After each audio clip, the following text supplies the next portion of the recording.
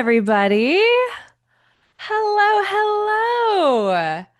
Alrighty, guys, we're gonna dive right in. Hello, hello, welcome everybody. Oh, there's a ton of you here today. Hello, hello. I'm going to go ahead and get all of my screens situated here. I have all these windows and all of these screens open. So I want to go ahead and take a minute and make sure everything is good. Can you guys hear me? Can I get a thumbs up or a yes in the chat? Can you guys see me okay? Wonderful. Welcome, welcome to our first public Flodesk webinar. And we're talking about something really important, which is how you're going to land in the inbox. Because, guys, we see and we send a lot of emails from our platform, and we have learned a lot. And I'm here to share with you what we've learned and what we're seeing our highly successful members doing. And I'm spilling all the secrets so you guys can get ready for the biggest sales season of the year, which is Black Friday. That's coming up. So if anybody here is like doing something Black Friday, like this is the perfect time to start talking about this because you have to start working on it now to have success in a few months. So, couple of housekeeping items. Can everybody see my screen okay? We're good. Wonderful. First and foremost, hello, welcome. I'm Dawn. I'm the product education manager here at Flodesk. I have been here for about a year and a half, but I have been a Flodesk user since day one. I have ran two multi six-figure businesses myself. So I am an entrepreneur myself, a small business owner, and thanks to Flodesk, I was able to make a lot of extra money with email marketing. So not only am I here teaching you all of the things from the perspective of Flodesk, I am a user as well. So been in your shoes and happy to help and share everything that I've learned along the way. I am also joined by a few of my amazing team members. We have Ted, who is our deliverability Jedi. Hi, Ted. He is here in the chat. He will also be in the Q&A section. And then we have the wonderful, infamous Petra, who is a huge part of our Flodesk team. And if you are in our Flodesk Insiders Facebook group, you probably are very familiar with Petra. So Petra is here as well. She will be jumping off a little early, but she's here to help and support as well. Yes, Petra is a rock star. We all love Petra. I'm thankful for all of our team members. It's amazing. All the Petra fan club is here. Amazing. So, a couple of housekeeping items. On the bottom of the webinar thing, there is a Q&A button. Okay. We will be watching the chat, but we will not be answering questions in the chat. Okay. When I do Q&A, I'm going to be using the Q&A section. So if you have a question at any point in time, please click on that Q&A button and drop your question there. At the end, I will go ahead and go through that and answer as many questions as I can. And also, if there's something like it's a quick answer or a great place, we have a great help article that we can direct you to, Petra and Ted will be sending the responses in the Q&A as well. So keep an eye on that. Everybody open that. Good to go? All right. We're going to get started. Let's talk about deliverability. Okay. Now, also one more housekeeping item. This will be recorded. So if you do have to hop off or if you go need to do something or if you want to rewatch this down the line, not a problem. I will be emailing you out this replay at the end. So come back, watch it again, share it with your friends, whatever you want to do. We want everybody to be successful, regardless if they're using Flodesk or any other platform, because these practices actually apply to email marketing in general. It's not just our platform. We'll be talking about some platform specific things about how to do things, but this content applies to everybody in email marketing. So let's talk about email deliverability. This is a hot topic, especially because in a way, we don't have control over some of the things, right? Very similarly to other algorithms that you experience, we don't have control of changes that Meta makes or Google makes or whatever those things may be. So today what we're going to talk about is we're going to talk about what we know. And you guys, we send millions and millions and millions of emails out of our platform, and we have aggregate levels of what deliverability looks like across the platform, trends that we're seeing. And almost every single time, and Ted can attest to this, every single time somebody says that they're having an issue, it's pretty quick to pinpoint what could be causing the deliverability issues. And 90% of the time, it is user behavior. And more often lately that user behavior is becoming more heavily weighted in how deliverability is determined by these platforms. So, we're going to talk to you about what we know. We're going to be transparent with you about all those things. No secrets here. And we're also going to give you some actionable guidelines. Okay. These are things that we want you to keep in your back pocket. We want you to do on a regular basis, make it part of your normal process. And this will help you be successful. Okay. And again, we are seeing people that are doing this actively. And I'm going to show you some analytics here. We're having members that are doing this actively, and they are having beyond stellar open rates, click rates, all of the things. So I'm going to give you all of those secrets today. Okay. Email deliverability is constantly changing and evolving. Okay. So for anybody who's familiar with social media, like Instagram, everybody loves to complain about the Instagram algorithm, right? Like something changes and all of a sudden this thing's prioritized. This thing, like now it's videos, now it's carousels, now it's this, now it's reels, whatever. These companies are constantly evolving and changing the algorithm. This is the same for email deliverability, okay? And when we talk about who is changing these things, we're talking about Google, we're talking about Yahoo, we're talking about iCloud, we're talking about Outlook. All of those inbox providers have their own algorithms. And we tend to see trends happen, typically with Google first, and then the other ones tend to follow, okay? Gmail is the biggest inbox provider across our memberships and across our subscribers. So we tend to see the most impact with Google first. And then we tend to see those other platforms, iCloud, so on, follow suit. So let me tell you about what we are seeing right now. Okay. Right now, as in the last few months, it started about springtime in particular, we saw a significant lock, like just going like Google was like, hey, we aren't going to tolerate this anymore. Google is really starting to lay down the gauntlet on behavior of our senders. Okay. We are seeing this primarily with Google inboxes. Google is getting stricter with how they are determining what lands in the inbox versus what lands in the spam folder and so on. So, the reason why I want to bring this up is because, again, all these other platforms are going to be shifting, okay? All of these platforms are going to be shifting and evolving, and this could change, right? But we did see a dramatic shift starting around the springtime that Google is starting to really lock down on getting stricter and making sure that people are doing better practices. Because here's the thing, guys. I want you to like wear the hat of like Google and Yahoo for a minute. They are in the business of protecting their users. Okay. Their users are the people that are sending their inboxes, right? People who have the Google accounts and such. There are so many spammers and scams out there right now. Google is focused on making sure that those bad actors don't land in front of their users. That is their goal, okay? Their goal is not to ruin small businesses. Their goal is not to hurt you and your business. Their goal is to protect their users. So they are slowly evolving their algorithms to make sure that those bad actors don't get in front of their users. And in the process, some of our bad habits or things that used to work for small businesses don't work anymore, okay? So this is why things are changing. This is also why something that might have worked for you 6 months ago isn't working for you anymore. This could also be why you're seeing changes over time. This is also why we need to evolve and we need to pay attention to what's happening. So here is the big thing that we are seeing right now, okay? And this is one that like in the past, not really a big deal. Lately, big deal. Okay. And we are seeing this very significantly across these Google accounts, is that sending to unengaged subscribers is more damaging than before. Okay. Everybody screenshot this, post-it notes, to-do list. Sending to unengaged subscribers is more damaging than it has been before. So if you have a list and you're sending to all of your subscribers, or you're sending to, like, you haven't cleaned your list in a while, so whatever that might be, Google's starting to penalize you if you continue to email those people that don't want your emails. Okay. An unengaged subscriber is somebody who's not opening or interacting with your emails.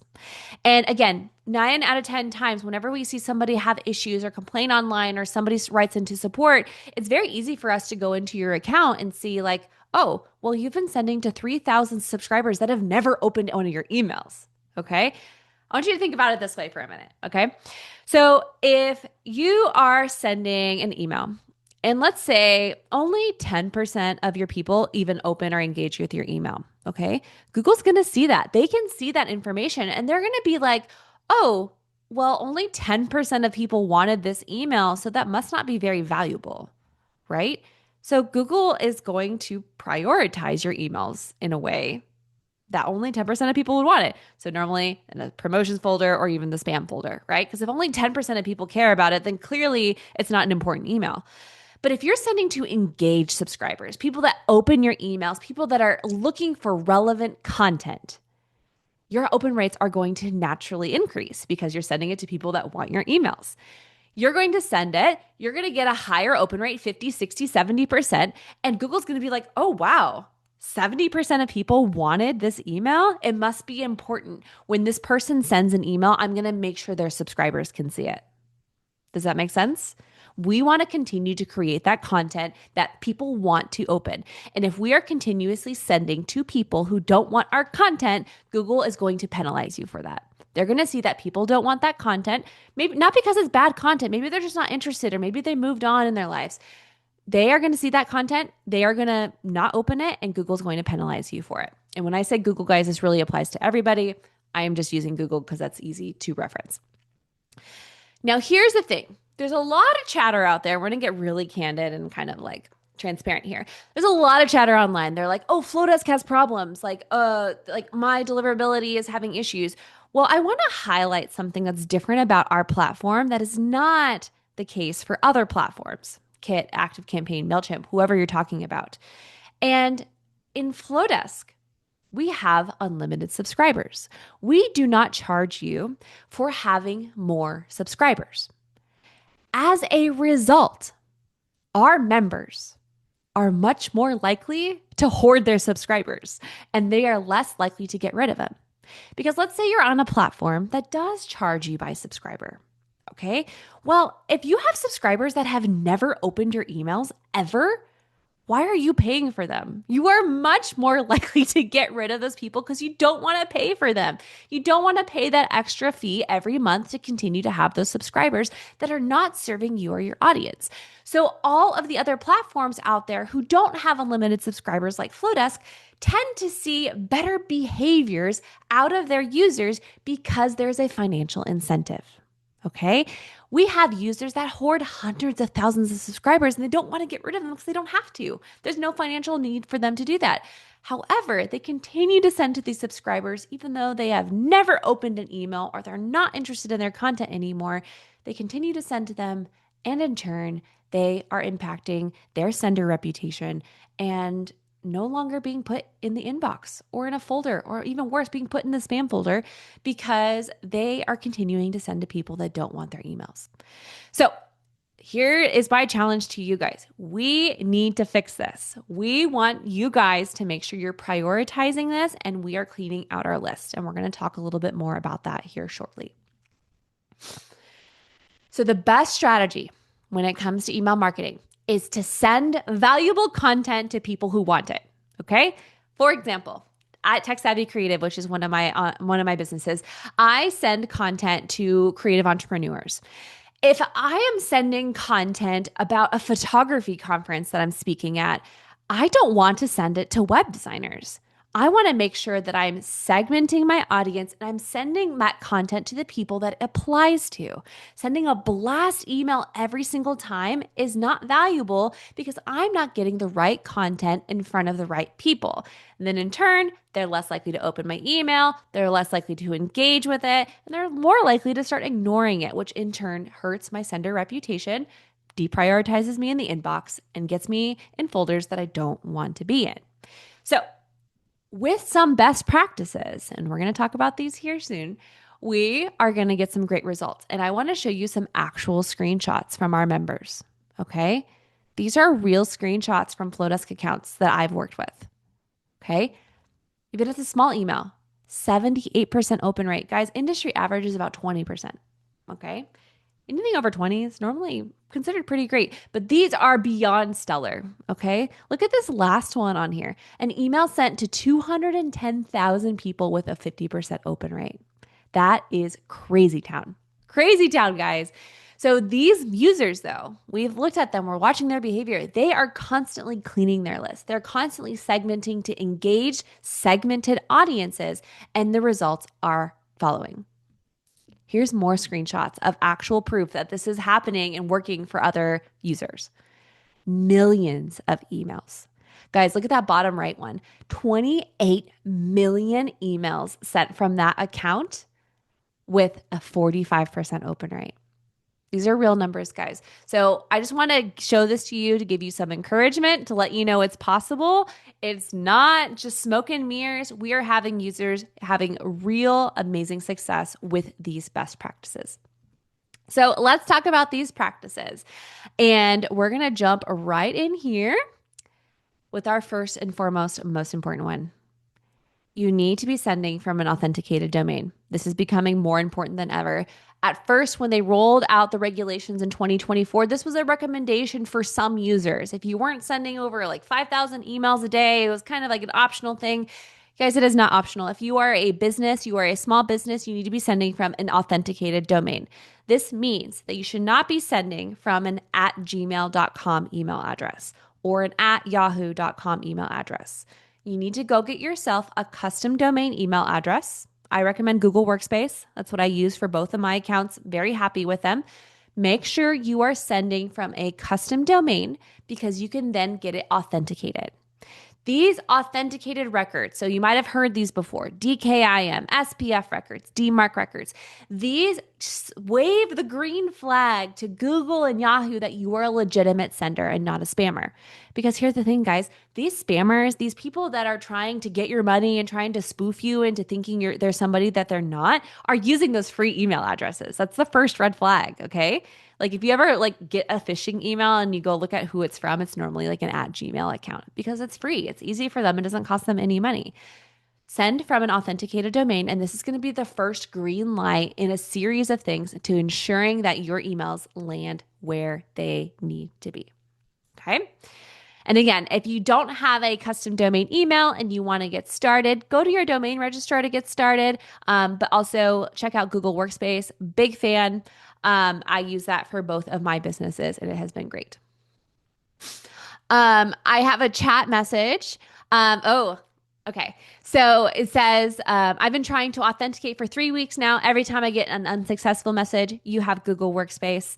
Amazing. So what you're going to want to do, so it depends on who your domain is through, because that's where your domain settings are. But if you're doing it through Squarespace or Google Domains, there's actually an extra step. Please look at our help center and it will walk you through that extra step to remove the piece that makes that work. And Squarespace, okay, that's exactly it. So when you copy those records out of Flodesk, there adds your domain in there, delete your domain. Go to our YouTube channel. I just posted a video a couple weeks ago about how to do this. And it'll walk you through those exact steps, okay?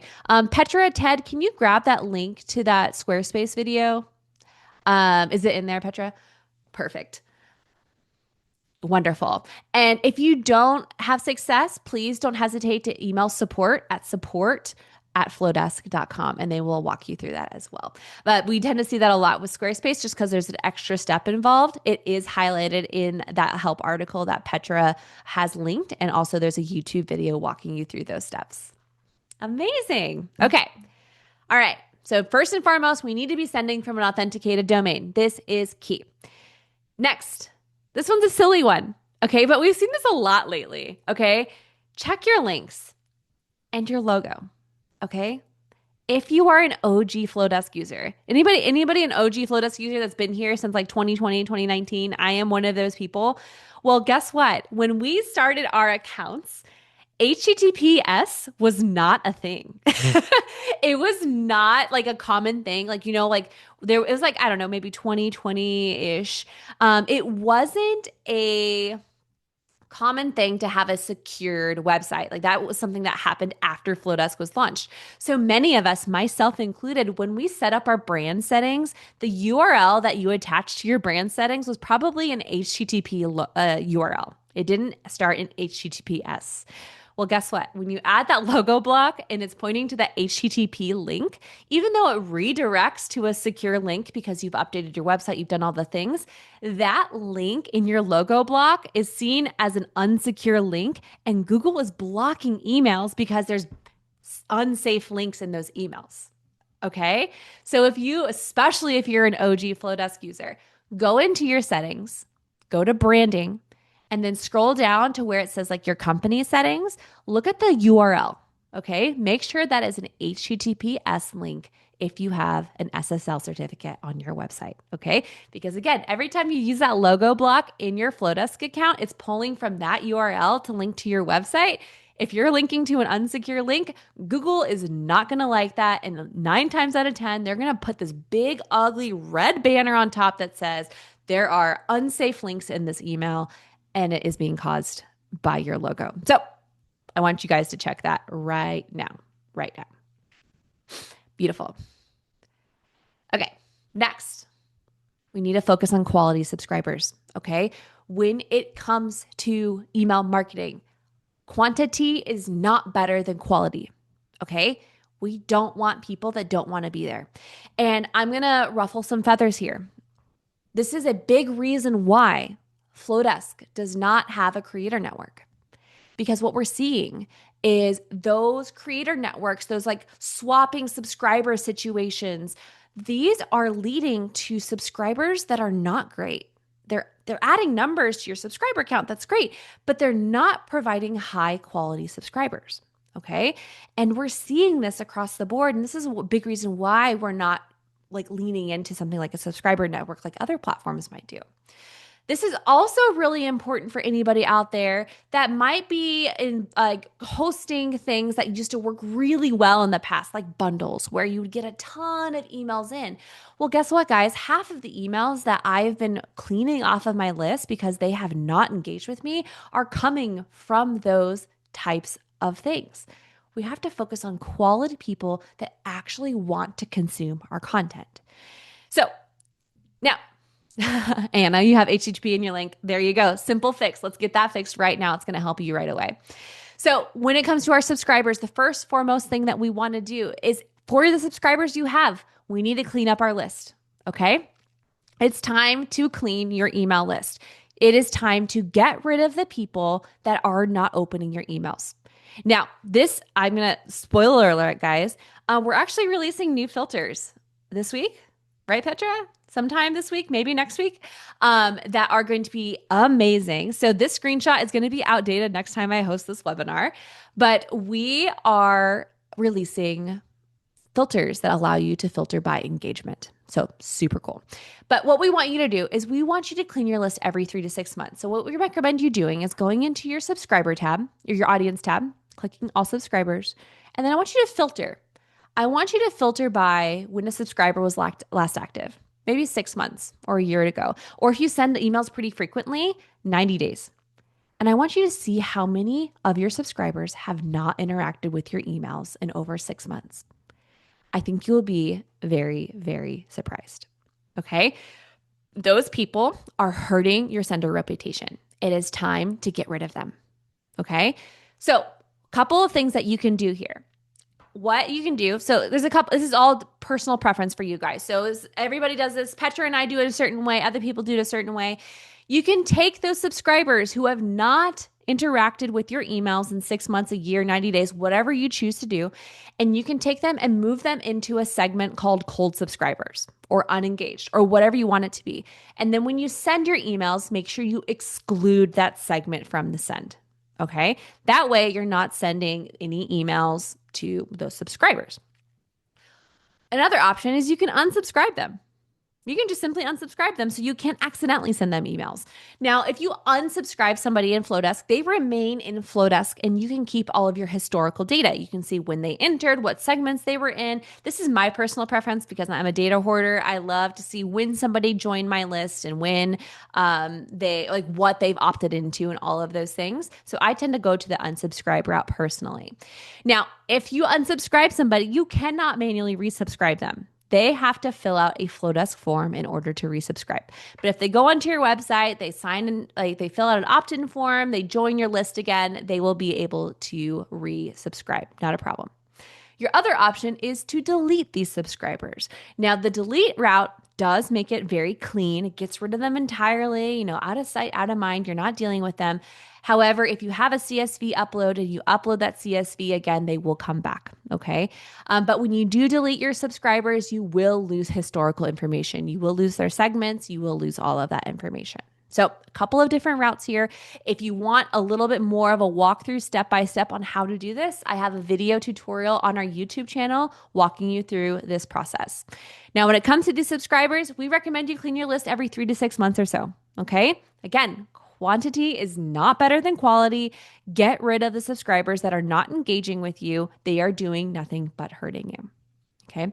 Now, let's talk about how to make sure we're getting subscribers that actually want to be there. Okay. So, one thing you can do is turn on something called double opt in on your forms. Okay. So, double opt in, what does this do? When somebody signs up for a form, one of these forms, and you have double opt in turn on, it will send them an email that says, "Hey, thanks for subscribing. Can you confirm your subscription?" This makes sure that they actually want to be there. Okay. It does add an extra step. You are going to see a drop off of people because they're not going to do this. Well, if they're not going to go confirm that they want to be on this list, they're probably not going to be engaging with your emails anyway. They are not a quality subscriber. So when you turn on double opt-in, you are going to see a slowdown. However, the people that do come through, the people that do confirm, you are going to get higher quality subscribers.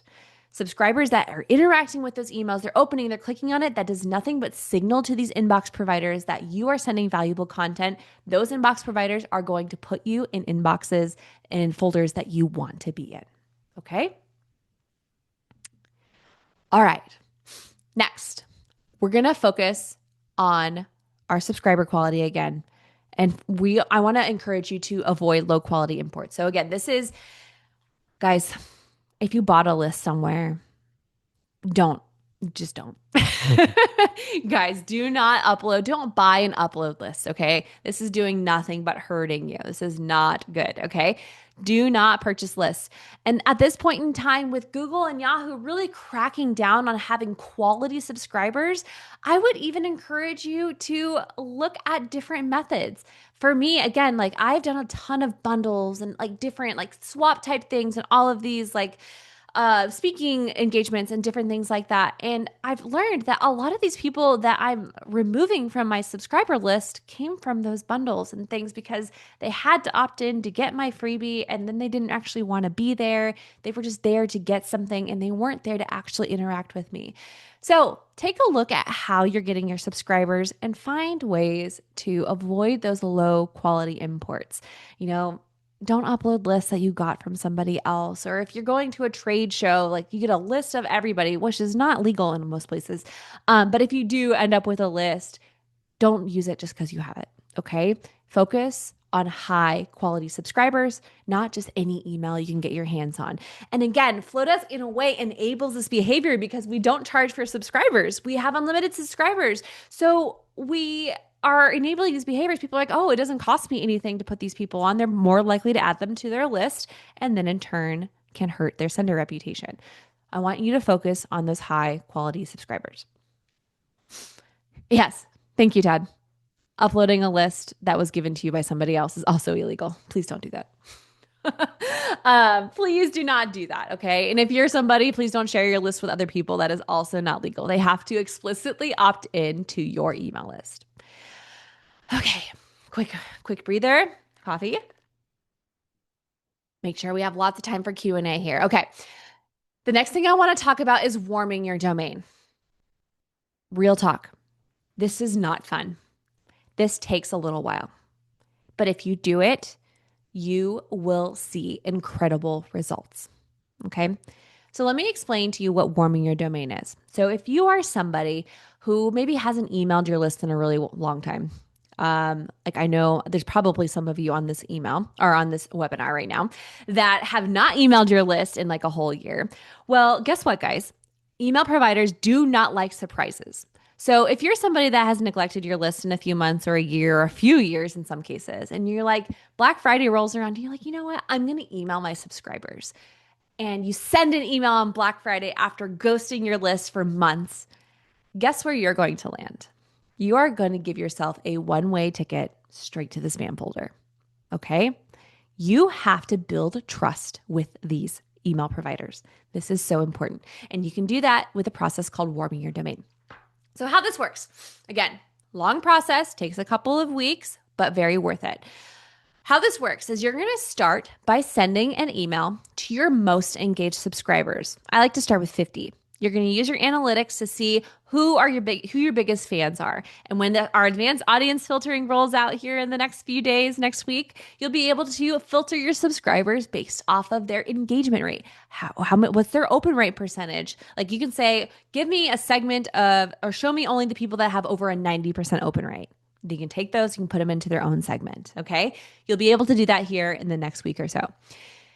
Take those subscribers, your biggest fans, I say 50 of them, and you're going to send them an email. Well, they're your biggest fans, right? So they're most likely to engage with your email. So you send your email to your biggest fans, and guess what? 80% of them open it. 90% of them open it because they're your biggest fans. They open every email that you send, okay?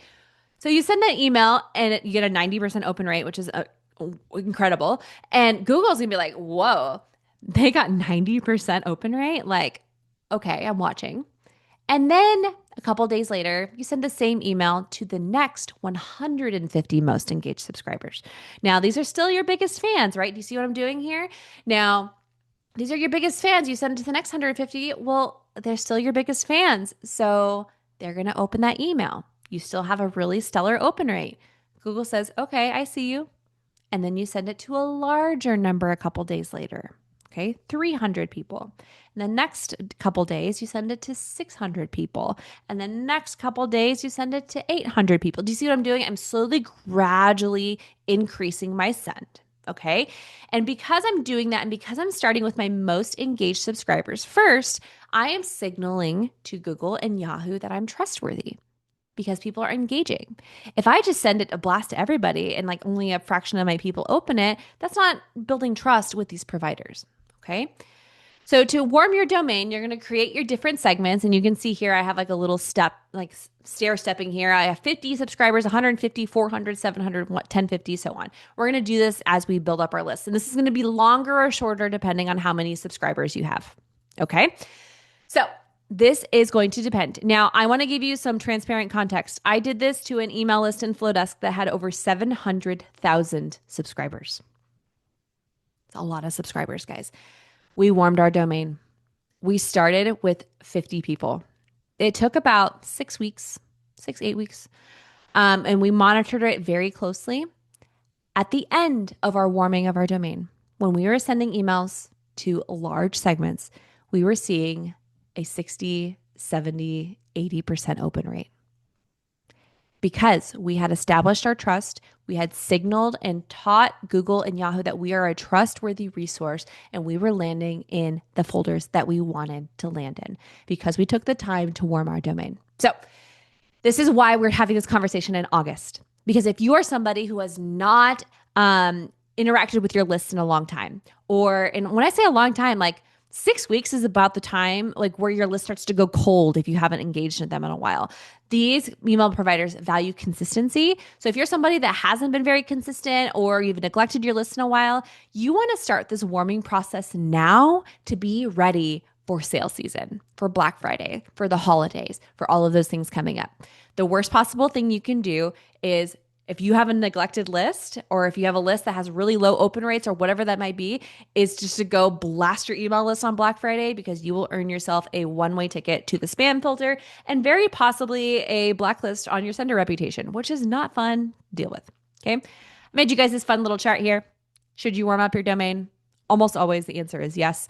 And again, it does take a little while, but if you can do this and then remain consistent after the fact, you will see a great return on your time investment. Okay, couple more things here. Rachel, quick question. What should your warming content consist of? Are you sending the same email to each warming segment? So, Rachel, I actually just warmed my list on my own account. And what I did was I asked them a question. I was like, hey, what do you want to learn about? And then I added buttons on my email, and what I did was I added link actions to those buttons. So they said, like, I'm interested in tutorials. I'm interested in learning about email marketing. I'm interested in learning about tech reviews. And if they clicked on those things, it actually segmented them into that audience. So not only were they like answering a question for me, but I was getting a lot of value out of it. And I sent that same email to each of the groups because people are not in multiple groups. They're in one of those groups. Okay. So everybody's different. Some people offer a freebie. Some people ask a question. It really depends on what your audience is and what they are looking for. Okay, let's get through here so we can have some Q&A time. Next, you're going to focus on good email habits. Okay. Once your list is warm, send consistently. Again, these platforms do not like surprises. Please send consistently. Okay. Get in the habit. Choose a cadence that you can stick with, whether that's monthly, bi-weekly, weekly. We tend to see the most success out of people who send at least a bi-weekly email. Okay. If you can get in that habit, go for it. It's a great habit to get in. But at a bare minimum, I would recommend monthly. Next, use segmentation to send the right message to the right people. This is so important, okay? We talked about that earlier. If I'm talking about a photography conference, I need to email photographers because it's relevant content to them. But if I send a photography conference information to a web designer, they're not going to care. They don't want to know. It's irrelevant to them. They are more likely to not open my emails or worse, mark me as spam, okay? We don't want that. I'm gonna give you guys some data. This is based off of 2024 numbers. So when we saw our members send an email to all subscribers, okay, we call that an unsegmented audience. When they send an email to all subscribers, we saw an average open rate of 14.9%, 15%. Not great, okay? You're sending irrelevant content to people because you're blasting your list. But when our members sent their content to a segmented audience, that meant a portion of their list, but it was relevant to them, we saw almost a 50% open rate, which is double industry average. Okay. So trust me when I say segmentation is the best and strongest email marketing strategy that you can have that will lead to better deliverability. There are multiple ways to segment your audience in Flodesk, okay? On Flodesk forms, if you're in one of our forms, click on the background. There's going to be a little toggle that says form preferences. You can give them these little checkboxes. And with each of these checkboxes, you can attach it to a segment. So you can say, what are you interested in hearing about? And you can have these options. And when they click on an option, they will be added to that segment as well, okay? So I can say something, for example, on one of my forms, it says, what do you do? And it says, I'm a photographer, I'm a wedding pro, I'm a educator, all of these different things. And when they click on those boxes, it segments them into that audience. So when I have relevant content for somebody, I have a particular segment that I'm going to send to. You can also use link actions, which is my all-time favorite Flodesk feature that we have. When you have a link in your emails, if they click on it, you can add them to a segment. You can remove them from a segment. You can add them to a workflow. You can update a custom field. That can help your segmentation strategy. You can also do it in poll blocks. Love me a good poll block. So maybe you ask a question like, what's your favorite location for photos? Any photographers in here? Hi, photographers. And they say, oh, I want studio with lots of light. Well, they click on it. They segments them into interested in studio photos. So guess what? When you launch your mini sessions in a studio, you have an audience that you know is already interested in that exact thing. Those people are much more likely to open your email. They're much more likely to convert. It's a win-win for everybody. Your deliverability is going to increase because your sender reputation is going up because everybody wants that email and they're interacting with it. It's a win-win-win across the board when you do these good habits. You can also segment your audience in our integrations. And guys, we are on fire on integrations. And in case you missed it, keep your eyes out on our channels. Squarespace has launched, ManyChat has launched. We are working through some other e-commerce platforms that will be launched here in the next couple weeks. But if you are a HoneyBook user or if you use Interact, which is one of my all-time favorite opt-ins, in that builder, you can also segment your audience based off of how they answer questions or actions that they take in those tools. Also, something you can do, make it easy for them to remove themselves. Okay, this is a screenshot from one of our members who I am subscribed to. So, what she does at the bottom of her email, she says, "Oh, you're not interested and you don't want to learn more about this thing that I'm talking about? Well, click here and I'll opt you out of these emails." Now, that gives the members the opportunity to remove themselves from a particular segment, but not the full list. Okay. So give your subscribers an opportunity to remove themselves from certain content without having to remove themselves entirely from your list, because they might not be interested in mini sessions or whatever it is that you're talking about, but they want your newsletter. And this will be a way that they can do that themselves. Another habit, watch for email clipping. So when you send an email, Google can clip your email, which means that they cut the bottom of your email off. Okay. So after it's like 102 kilobytes, I think is the size, Google will clip your email. So send yourself a test email to a Google account, see if it's been clipped. You scroll down to the bottom of the email, you'll see a little message that says email clipped. If that email is clipped, your email is too large, please modify that email. Now, a little caveat about this that I want to bring up, and this is why I'm talking about it here. Email, the bottom of the email is actually where our pixel lives that tracks if something was opened or clicked. Okay. So if you have an email that suddenly has like atrocious open rate or no open rate at all, it's very possibly that email was clipped and we're not able to track if the email was opened or not. So go check that. That's the first thing that we do if we have somebody that had that issue. Next, keep things accessible. Please utilize alt text on any layout blocks. So if you're using a block, an image, whatever it is in your email builder, please click on the block settings and add alt text in the accessibility settings. This is really important. Also, use plain text where you can. This helps Google and all these platforms make this readable. And again, while text to image ratio, what we're seeing in all of our data actually doesn't impact deliverability like it used to in the past, we're noticing that it does impact usability.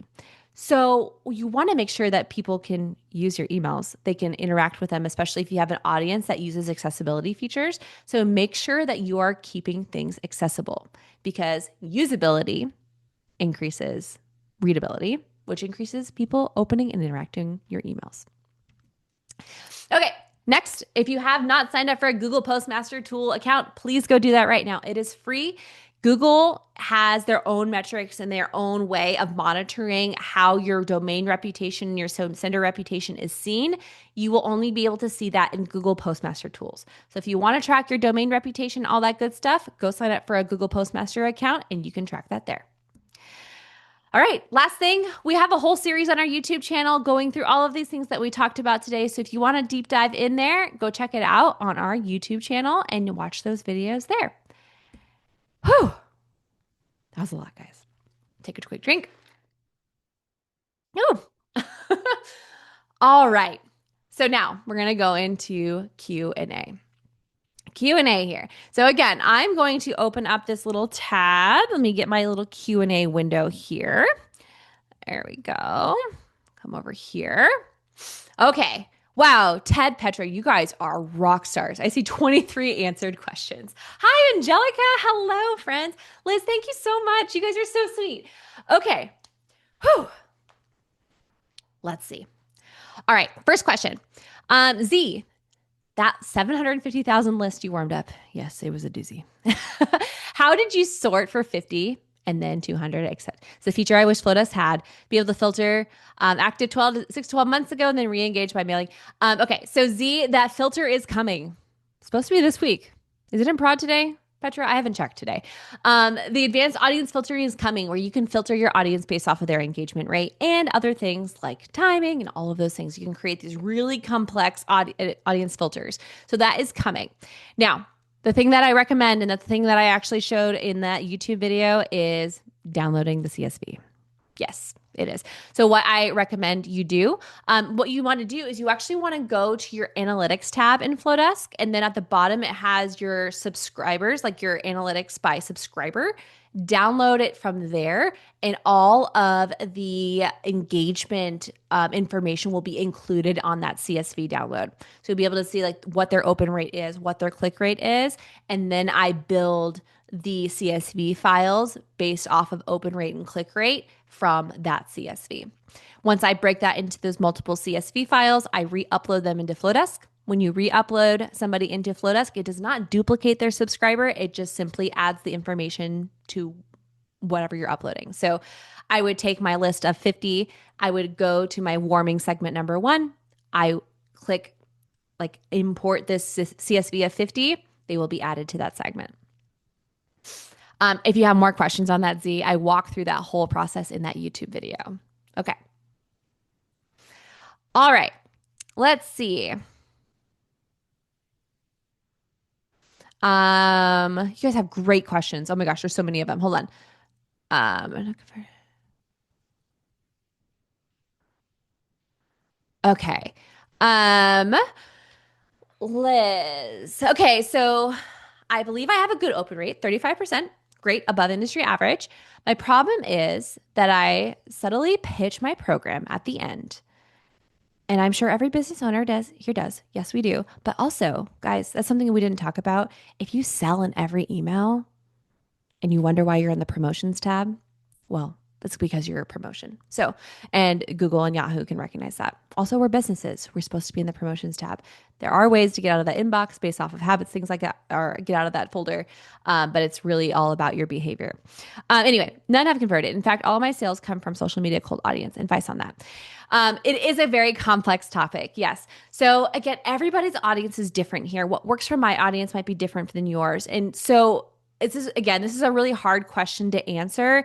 Why aren't my emails converting? It might be how you're presenting it. Are you providing enough value in your emails? I want you to think of your email as like the coffee shop conversation. Like it's you having a chance to sit down and have that intimate conversation, where social media is more of that like hello, that wave, like look at me type thing. So something you're doing on social is converting better. So can you do something like that in your emails to give a more intimate experience? That's what we tend to see, is that really great relationship that people build in their emails is what tends to help them convert. Okay. But if all of your emails look like a billboard, you're much less likely to convert. So Liz, I would experiment with that, try new things, different strategies based off of your industry. And again, it's different depending on what everybody does here, but trial and error is going to be your best piece here. So happy to let me know how that goes. Okay. What if you've never warmed your list but have been sending semi regularly? Jen, great question. So my question is, how are your open rates? Are you happy with how they're doing? Are you happy with where you're landing? If you are, then I think you're probably pretty good, but it never hurts to warm, because it does nothing but just signal to Google and Yahoo that you are a trustworthy resource. Or maybe try including a couple of special emails to your most engaged subscribers that like you only send to those engaged subscribers. That's maybe like VIP information, like to my loyal fans or like something like that. Again, because you're sending to that really engaged audience, you're going to raise the green light, the green flag to those providers that you're somebody that people want to see in their inbox. Okay.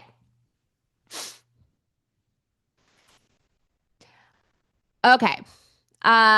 Chelsea. Ooh, good one. Good one. If you have, hold on here. Okay. If you have emails collected from past correspondence with clients before you had an email campaign subscriber list, what is the best way to reach out to those emails and ask if they would like to subscribe? What's the best legal way to handle this? Okay. So there is something called implied consent, explicit consent. In this situation, you do not have that explicit consent that they wanted to be a marketing list, right? So you want to do this in a special way. So Chelsea, what I would probably recommend, and Ted, pop in, correct me here if I'm going rogue here. What I would recommend, Chelsea, is send them an email, just simply, Ted's like watching me. I would send my old clients an email straight from my Google, like my inbox, like not through Flodesk. I would send them an email. Like I was sending them a client, like I have a question for them, right? This is not considered a marketing email. This is just a conversational, transactional email. I would send them an email simply from my account saying, hey, I've launched a newsletter. If you're interested in being on this, here's a link to sign up. And I would add a link to my Flodesk form and send it to them that way. Yeah. Okay. Cool. Thanks, Ted. So I would send it to them that way. That way they have the opportunity to opt in legally. Those who want to be on your list, like you can say something like, hey, I'm going to be releasing all of my latest products, all the insider scoop, first dibs and sessions, whatever that might be, will be sent to my email list. Here's a link to sign up for my email list. I hope to see you there. Send it that way. I wouldn't blast them over and over again. Send it once.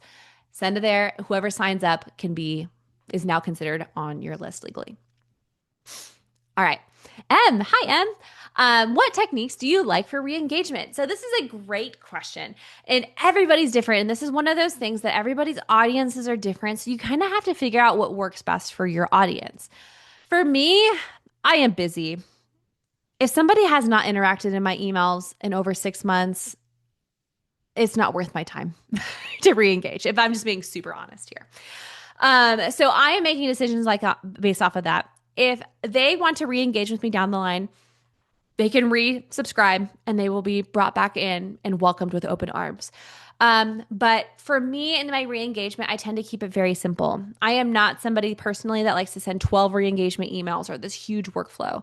But what I do like to do is something along the lines. I love the whole like, are we about to break up type thing? That works well for me and in my audience. Some audiences it does not work well. So again, you have to test it.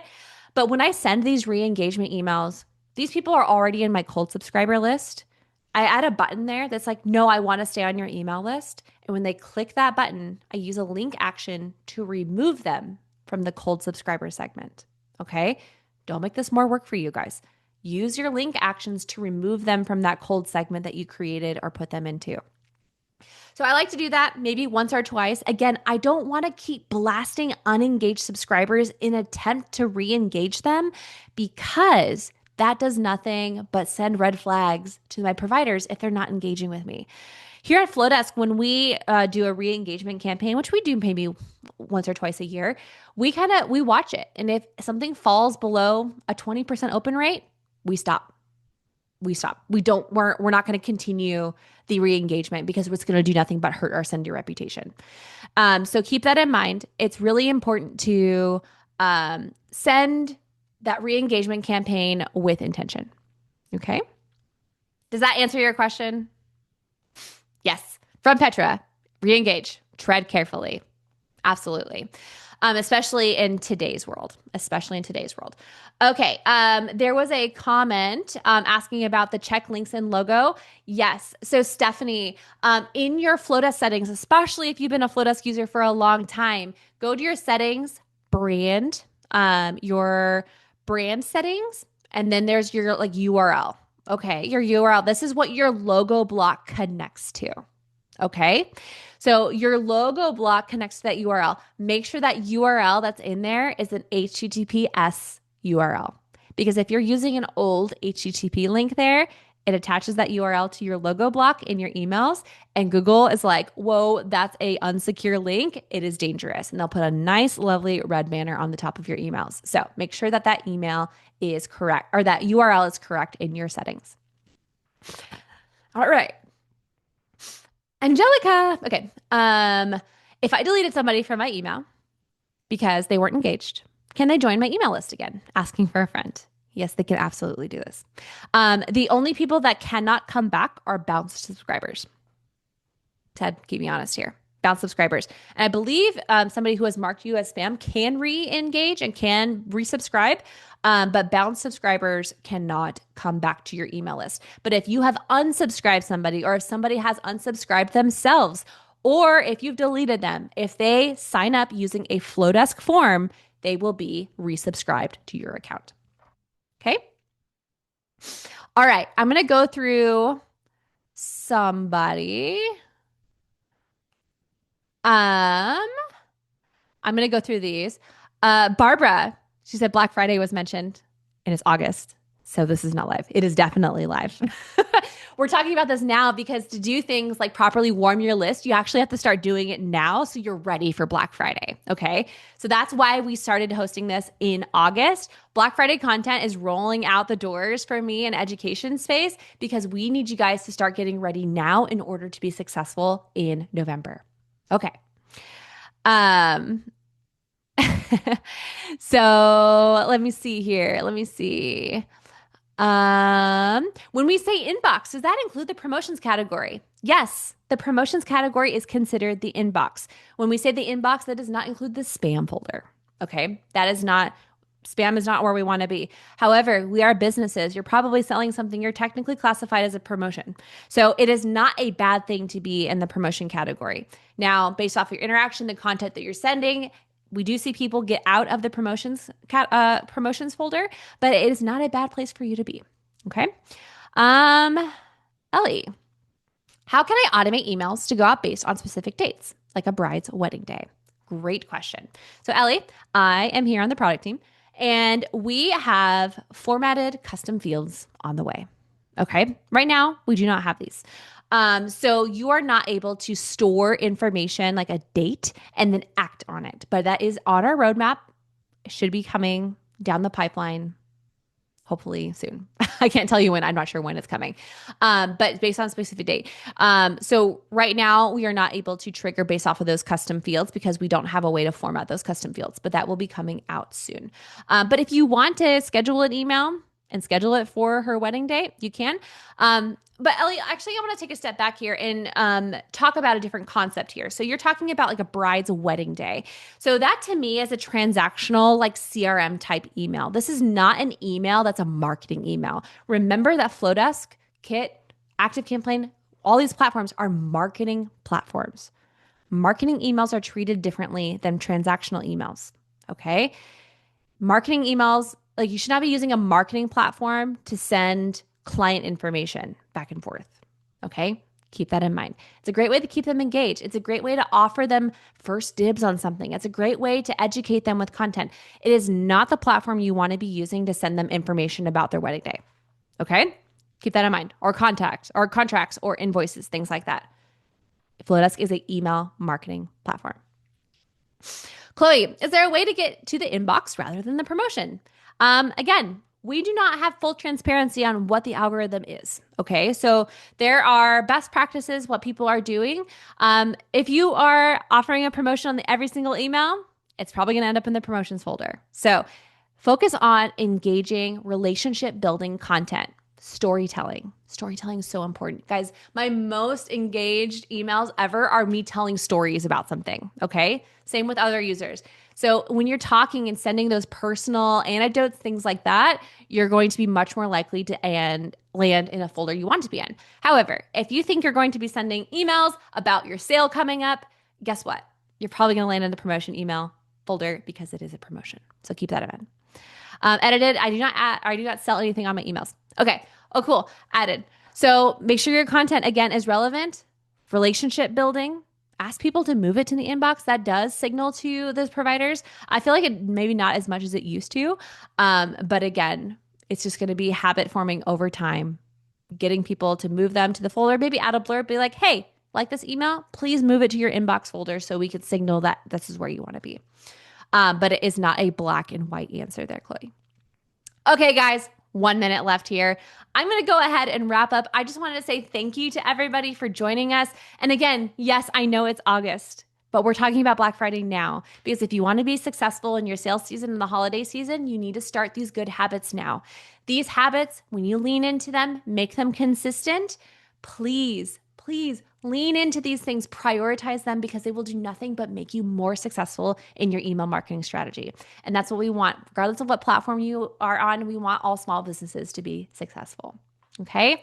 Thank you again so much. I am so glad you loved it. And I will be sending out a replay here and hopefully by tomorrow morning. Just depends on when I get this uploaded and captioned, all that good stuff. But again, if you have any questions, please don't hesitate to reach out to us. Check out our help center at help.flodesk.com. If you have a question for support, you can find them at support@flodesk.com or hang out with us on the Flodesk Insiders Facebook group.